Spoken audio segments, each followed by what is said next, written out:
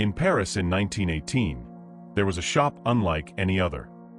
Known as the prosthetic shop for soldiers, this place became a haven of hope for many men returning from the war with deep scars, both physical and emotional. World War I had left a trail of destruction, and 21 million men were wounded, many with debilitating facial injuries. Plastic surgery was just beginning to evolve, and for many soldiers, the only solution to hide the scars that couldn't be removed was prosthetic faces. Anna Coleman Ladd, a woman from Boston, USA, who had worked with wounded soldiers at the Red Cross, decided she wanted to make a difference. She opened a small shop in Paris that quickly became incredibly popular. Anna sold handmade prosthetics made from copper, applying them to the patient's face in a way that blended as seamlessly as possible with their skin. She was dedicated to every detail, sculpting each mask with care and precision, and over the years, she produced more than 220 prosthetic masks by 1918. Anna's shop space was carefully designed to be as welcoming and cheerful as possible. She knew her patients had already gone through unimaginable horrors in the war and wanted her shop to be a place of peace and recovery. There was an ivy-covered garden, decorated with statues that added a touch of serenity to the environment. The rooms were always filled with fresh flowers, filling the air with soothing fragrances that helped ease tensions. Colorful flags hung from the ceilings, reminding the soldiers that they were still heroes to their countries. Inside the shop, Anna offered more than just prosthetics. She wanted her patients to feel at home. There were chocolates and wine available, and many soldiers spent their time playing dominoes, laughing, and sharing stories.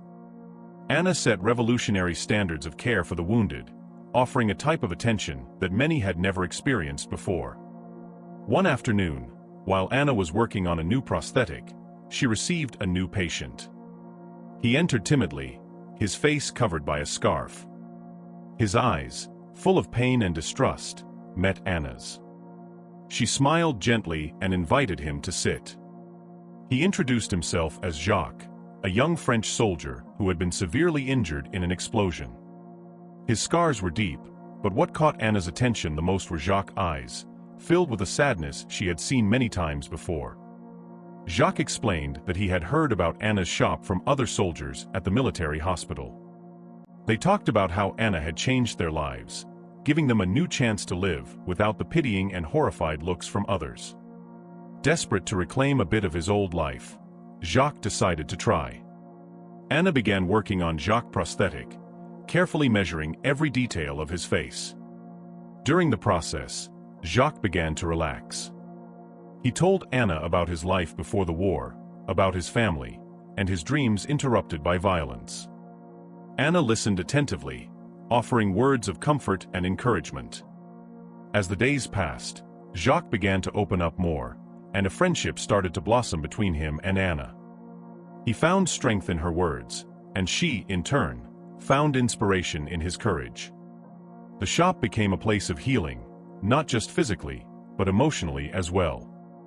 However, one night, something strange happened. Anna was finishing cleaning the shop when she heard a noise coming from the garden.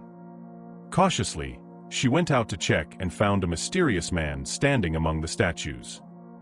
He wore a long coat and had a scar that covered half of his face. His eyes were cold and calculating. Before Anna could ask who he was, the man spoke. "You must be Anna Coleman Ladd," he said in a hoarse, authoritative voice. Anna, despite her racing heart, remained calm and responded, "Yes, that's me. How can I help you?"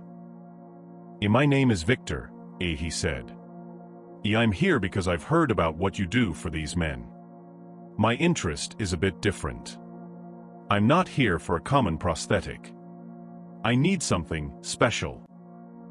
Anna frowned, intrigued. "Special? What exactly are you looking for?" Victor paused, as if choosing his words carefully. "I was a spy during the war, and my identity needs to remain hidden. I need a mask that not only hides my scars, but allows me to take on a completely new identity. Something that can transform me." Anna felt a chill run down her spine. This request was different from anything she had ever faced. The prosthetics she made were to restore what was lost, not to create new identities. However, there was something in Victor's eyes that made her hesitate to refuse immediately. He looked desperate, as if his life depended on it. "I've never done anything like this before," Anna said cautiously. "But I'm willing to try if you're willing to trust me." Victor nodded, removing his coat to reveal a face marked not only by war scars, but also by years of suffering and secrets. Anna saw the depth of his scars, both physical and emotional, and felt a wave of compassion. She knew she couldn't refuse. In the days that followed, Anna began working on Victor's mask, dedicating every free moment to perfecting what he had requested. As she worked, Victor stayed nearby, observing in silence. He was a man of few words, but Anna could sense the gratitude and hope growing within him. One night, while adjusting the final details of the mask, Anna heard a soft knock on the door. It was Jacques, with a shy smile on his face. "Sorry to interrupt, Anna, but I wanted to show you something."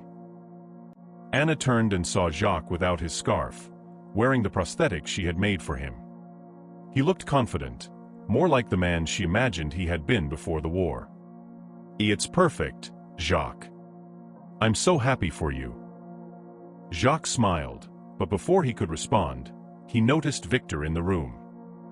Who is he?" Jacques asked, his curiosity evident. This is Victor. He's here for prosthetic as well, but it's a special case," Anna explained. Jacques and Victor exchanged looks, and something invisible seemed to pass between them. Anna sensed the tension in the air, but before she could understand what was happening, the shop door burst open with a crash. A group of men entered, all with serious expressions and military uniforms. The leader of the group, a burly man with a scar on his face, spoke in an authoritative voice. "We're looking for Victor.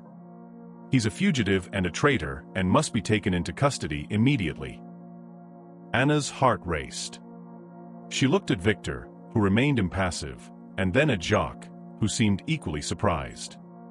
The leader of the group advanced, but before he could reach Victor, Jacques stepped forward. Wait," Jacques said firmly.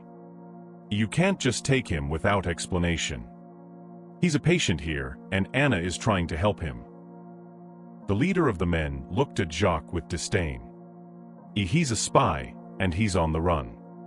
This is none of your business." "You have to understand," said Anna, trying to keep her voice steady, "that Victor came to me for help, just like all the other men who walk into the shop. If he really is a spy, you can take him, but not before I finish my work. He has the right to feel whole, even if it's just for a brief moment." The leader of the group, surprised by Anna's boldness, hesitated. He looked around the shop, seeing the faces of so many men she had helped. He could feel the weight of her responsibility. Very well," he finally said. "You have until dawn. After that, he comes with us." Anna nodded, feeling a momentary relief. She turned to Victor and Jacques.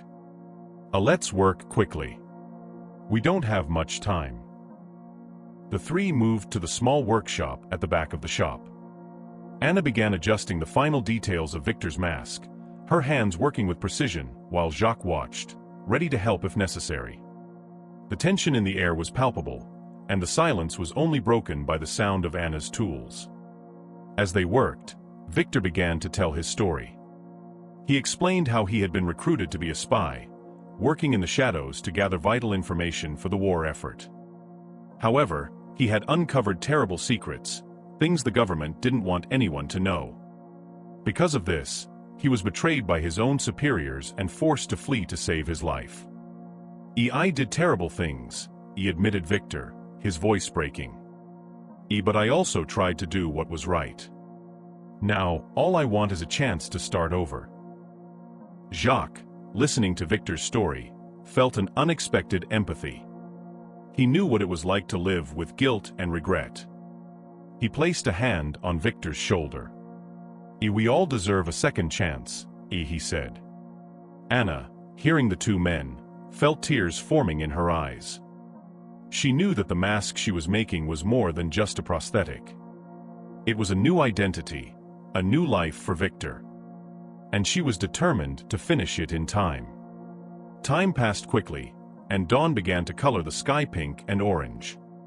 Anna put the final touches on Victor's mask, adjusting it perfectly to his face.